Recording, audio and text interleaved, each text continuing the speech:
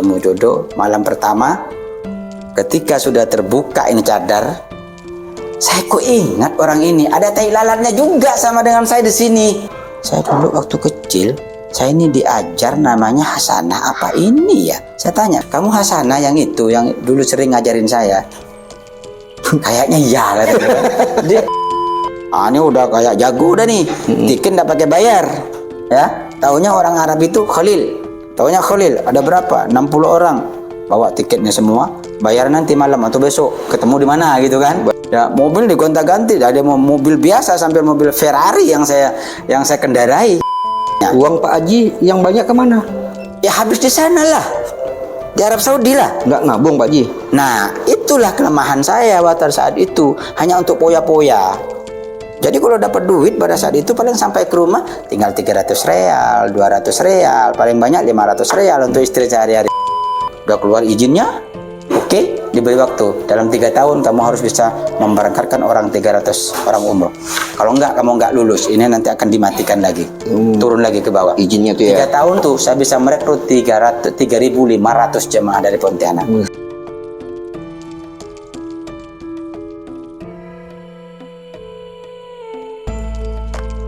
Ketika Mama pulang, kan Mama menjodohkan Pak Haji nih, Ya. dengan cinta kedua. Cuman ibu enggak tahu saya yang nikah. Yang kedua, hanya suruh cari aja. Ketika Pak Haji cari, ketemu nggak orangnya? Ketemu. Di Saudi juga? Tahun ke-5, tahun ke-4, ke-5 itu saya ketemu. Saya cari, akhirnya ada di daerah Tanim. Saya cari betul orang ini. Ya, oke lah. Saya kan yang namanya orang Arab kan ngeri-ngeri juga kan. Ya kan tutup semua kan. Ini cewek Indonesia kah cewek? Indonesia. Yang memang dia datang ke sana ke keluarganya. Nah, dibawa oleh keluarga, ada di sana, ketemu, terus saya kenal sama dia, hanya tahu nomor teleponnya aja. Dari jauh saya telepon, saya ini ditugaskan untuk cari orang ini. Iya saya, ada apa? Nah, saya disuruh kawin sama, tutup poin aja. Kamu mau apa enggak? Loh, kok tiba-tiba mau kawin? Katanya kan, kamu siapa? Nama saya ini, saya bilang. Dia mungkin tidak banyak berpikir, istikharah aja dia kan. Iya, pakai cadar Pak Haji? Iya, pakai sadar. Jadi Pak Haji nggak bisa lihat wajahnya? Ya, jadi gini, ya kamu istikharah, saya istikharah. 3 hari kemudian ada berita. Oke, katanya kan. Oke, tapi tidak melalui dia, melalui orang lain.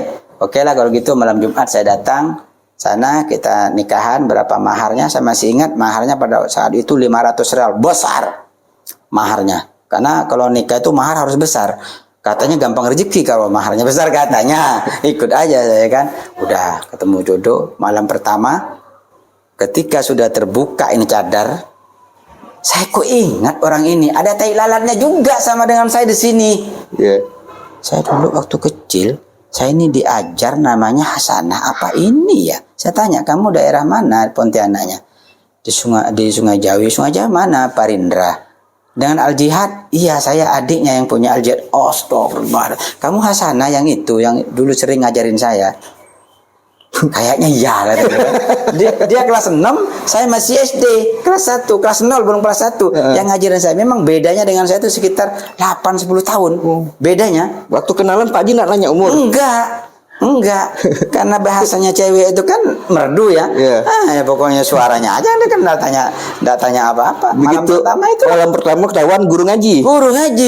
Allah, ya mau diapain ya sudah, ini mungkin takdir karena sudah dijodohkan orang tua. Biasa kalau dijodohkan orang tua itu biasanya takdirnya itu insya Allah akan langgeng. Udah selesai. Alhamdulillah langgeng Alhamdulillah. Kan anak saya yang kecil yang awalnya istri pertama saya ambil, saya suruh rawat sama dia. Dia enggak kerja, enggak saya suruh kerja. Kamu jangan kerja, cukup saya yang kerja. Tahun ketiga keempat saya ditugaskan di Musdalifah. Nah, berubah nih. Saya ditugaskan Musdalifah, cari orang nyasar. Di saat cari orang nyasar itu saya dibekali sepeda motor tahun 70-an. Ya, saya bawa. Ketika cari orang nyasar, biasanya kalau orang diturunkan ngambil batu kan ditinggalkan sama supir terlalu lama. Nah, tugas saya itu mencari orang yang nyasar itu. Berapa orang yang bisa Pak Haji temukan pada saat itu? Pada saat itu saya temukan hampir 300 orang. 300 orang Pak Haji? Iya, begini loh. Di saat saya membawa mereka ke Mina dari Musdalifah itu, akhirnya yang lain ikut kan? Sama-sama Indonesianya ikut. Oh, berarti banyak yang tersesat. Banyak yang nyasar karena ditinggalkan oleh bis, mau jalan kaki dan tidak tahu kan. Dan saya bawa, udah Pak kita sama-sama insya Allah nanti sampai barang Bapak insya Allah udah ada di sana. Saya ngasih pengertian supaya dia tenang gitu kan.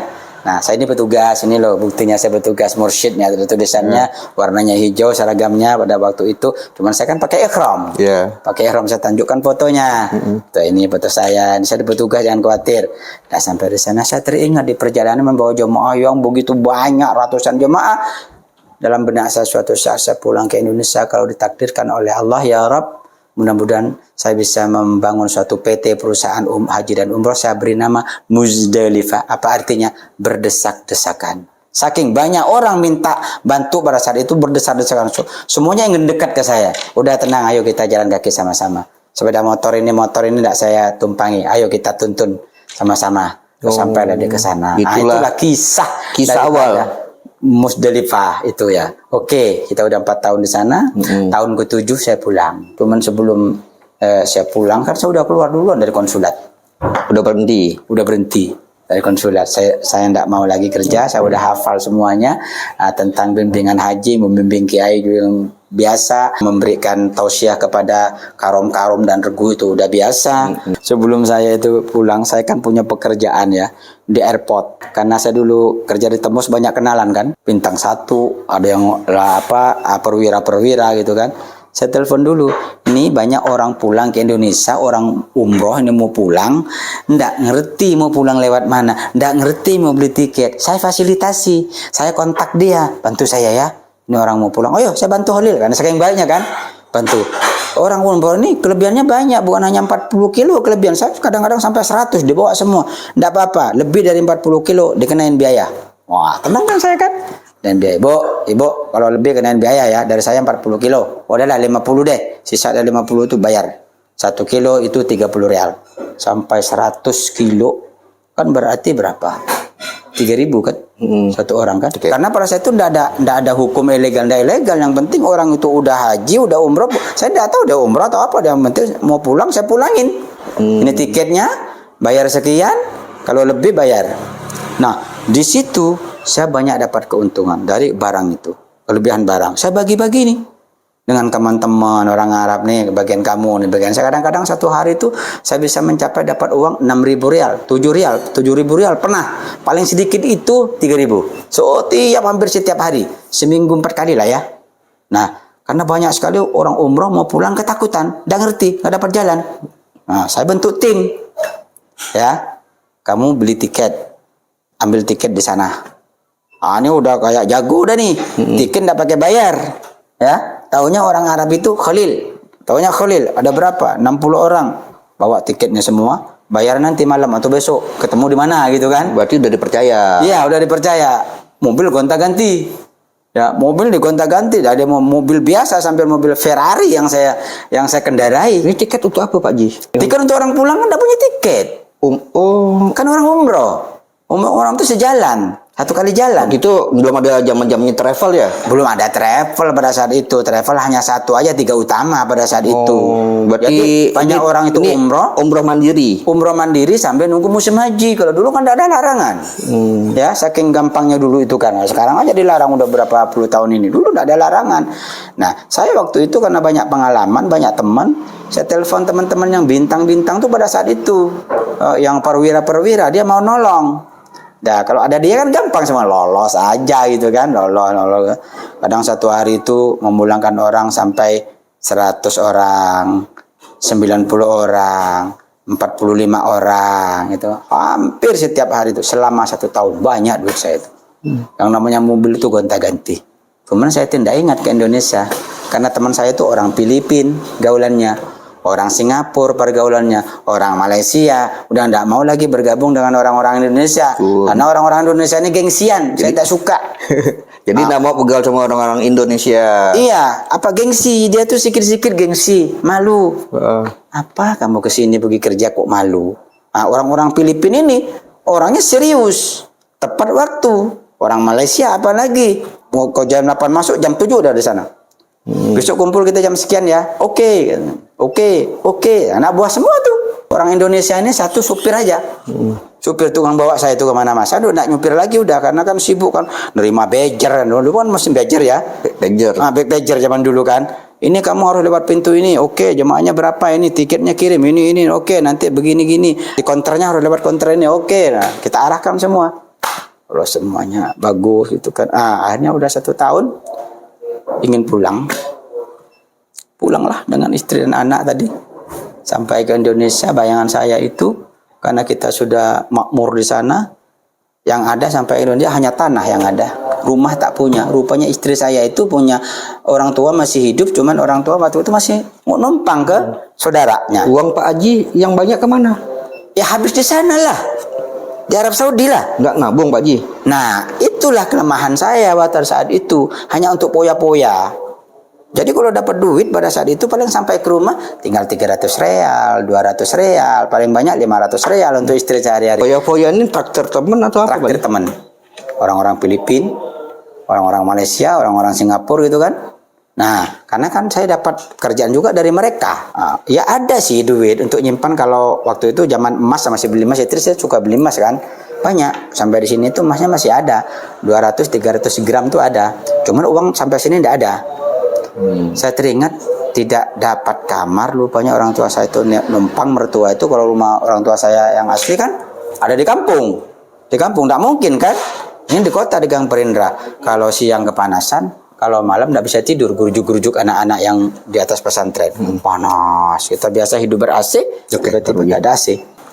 Jadi sampai ke Pontianak Tak ini punya rumah. perubahan drastis. Betul. Perubahan 180 derajat. Dari atas langsung terjun ke bawah. Ya kan? Yang kita hidup mewah dengan mobil macam gonta-ganti sampai Pontianak jangan ada mobil, bannya nggak punya. Ya kan? Mulai berpikir, duh, seperti ini ya. Kalau kita tidak pulang kan tidak ngerti. Ya. Akhirnya, udahlah, sisa ada uang ini, ada tinggal 2 juta. Sewa rumah selama 2 tahun itu 750, tingkat kayak begini. Ya. Di bawah disewain saya, tapi di atas orangnya tidak mau melepas. Gitu kan. Ya udahlah, mau diapain. Tapi saya punya niat, tahun ini saya mau berangkat khusus beli rumah, mau kerja lagi di sana. Istri jangan ikut, udahlah kasihan. Anaknya waktunya sekolah nih, umurnya udah 5 tahun nih, kasihan yang kecil nih.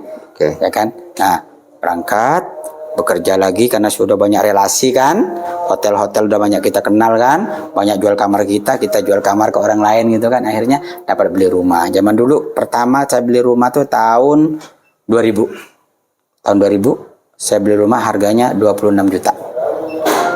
Tapi masih compang-camping. Ya udahlah, berangkat lagi niat mau dipugar. Dapat duit lagi, dipugar. Akhirnya agak bagus, bukan bagus, agak bagus. Nah, tahun ketiga saya mulai berpikir, ini saya ini mau kerja apa di sini? Saya tidak bisa di Arab terus ini. Akhirnya timbullah memberangkatkan TKI. Orang yang mau bekerja di sana, saya titipkan ke teman-teman pengelola TKI yang dulu saya berangkat. Saya dapatlah komisi dari sana. Ini akalnya tidak habis nih. Uang mulai mengalir nih. Nah kan orang mau kerja kan banyak zaman dulu tuh. Yang namanya ke Saudi kan jadi primadona.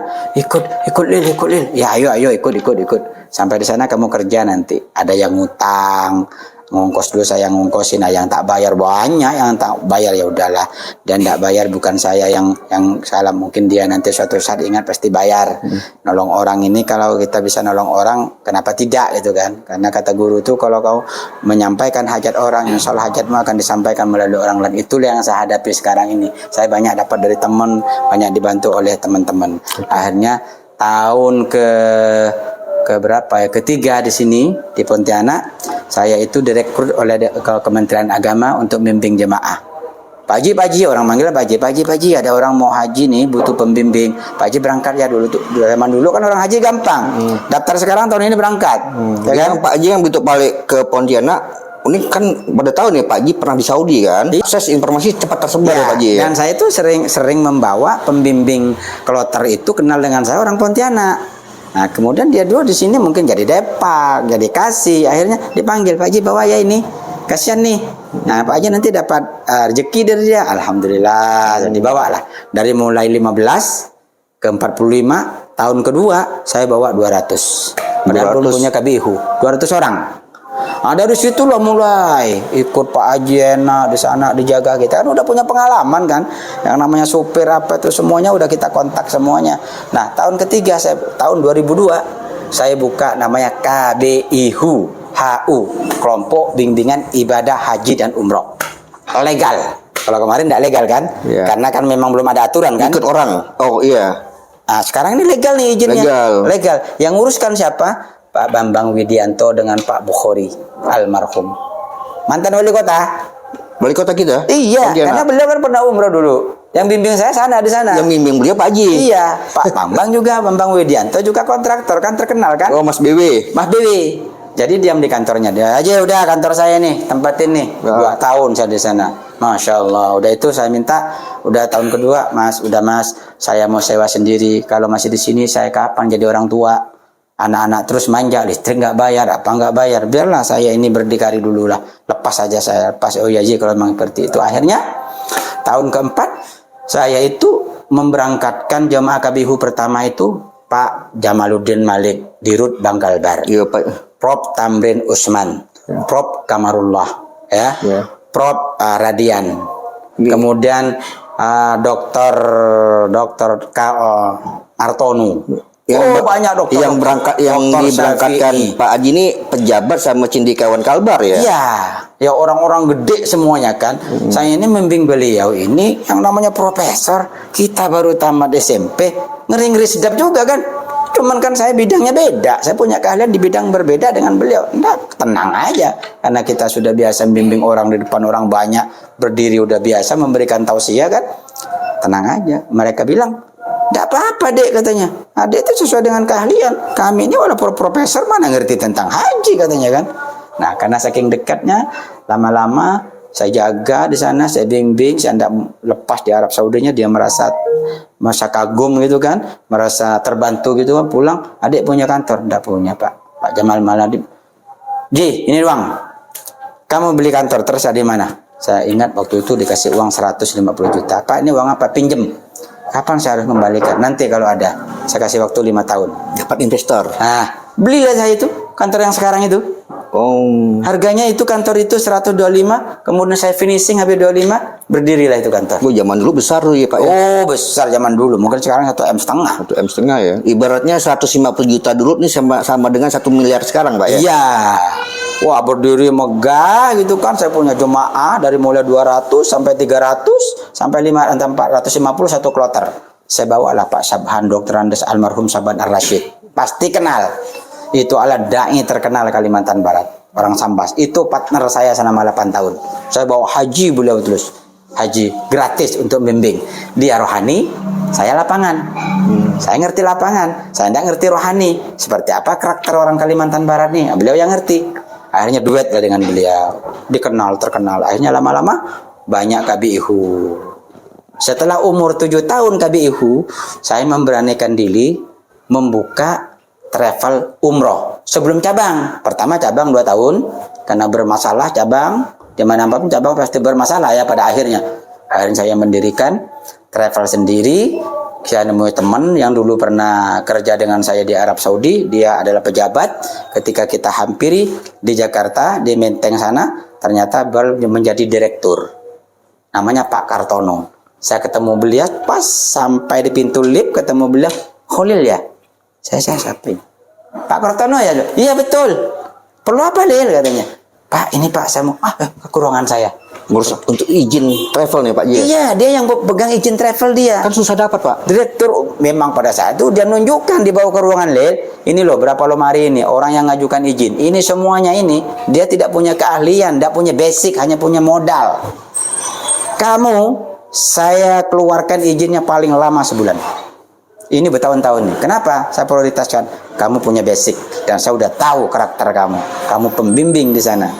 Siapapun kamu bimbing. Sekarang udah waktunya kamu jangan mau jadi pembimbingnya orang. Kamu harus berdiri sendiri. Tapi pusatnya Pontianak Pak. Tidak apa-apa. Kalau kamu mampu. Udah keluar izinnya. Oke. Diberi waktu. Dalam 3 tahun kamu harus bisa memberangkatkan orang 300 orang umroh. Kalau enggak kamu enggak lulus. Ini nanti akan dimatikan lagi. Turun lagi ke bawah. Izinnya tuh ya. 3 tahun tuh saya bisa merekrut 3.500 jemaah dari Pontianak. Di luar dari ini ya. Di luar dari target ya. 10 kali lipat kan. 10 kali. Dia terkejut. Kok bisa ya dia? Nggak tahu Pak, saya juga bingung. Sehingga perusahaan saya besar. Saya yang punya utang dengan Pak Jamaluddin Malik dulu belum sampai 5 tahun, 2 tahun saya kembalikan. Udah lunas Pak ya. Pak, ini Pak uang makasih banyak ya Pak. Loh kok cepat? Ya Pak, kebetulan ada rezeki. Nah, situlah saya itu ingat ke teman. Barang siapa yang membantu orang, insya Allah niat kamu akan dibantu oleh orang lain. Karena waktu saya dulu membimbing jamaah di Arab Saudi, saya tak pernah pamrih. Dibantu ya dibantu. Dia mau ngasih, tidak ngasih, saya tidak ada urusan. Yang penting niatnya udah selesai. Nah, berjalanlah itu. Jadi inilah kisah yang bisa kita petik ya Pak Haji ya. Kalau kita ikhlas melayani tamu Allah, ikhlas melayani tamu Allah ketika datang ke Baitullah, inilah Allah jaga Pak Haji ya. Allah bukakan pintu rezeki dari segala arah.